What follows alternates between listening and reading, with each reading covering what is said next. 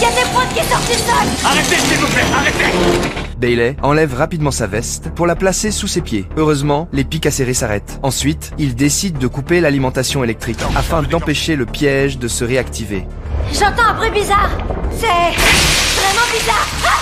Bailey retire précipitamment son pantalon inifugé pour tenter de bloquer la sortie d'eau, mais la pression est trop forte. Impossible de colmater. On a combien de temps avant que la cuve soit remplie? À ce rythme, quelques heures, grand max. À ce moment-là, le téléphone de Nolan sonne. Bonjour, John.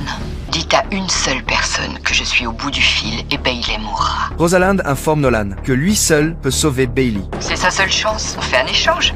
Vous contre elle. Nolan suit ses instructions et jette tout l'équipement dans la poubelle. Au moment de se débarrasser du talkie-walkie, il monte discrètement le volume au maximum. Puis, il monte dans la voiture qu'elle lui a indiquée et jette son téléphone pour communiquer avec elle via un ours en peluche. Elle lui ordonne de se rendre à un lieu précis. Pendant ce temps, Nolan n'arrête pas de couper la route à une voiture de sport, cherchant à provoquer le conducteur pour attirer la police. Le conducteur s'énerve rapidement. Il force Nolan à s'arrêter et sort une batte de baseball pour lui donner une leçon, mais Rosalind déjoue son stratagème. Je vais devoir punir Bailey. Non, non, attendez. Non, je suis désolé.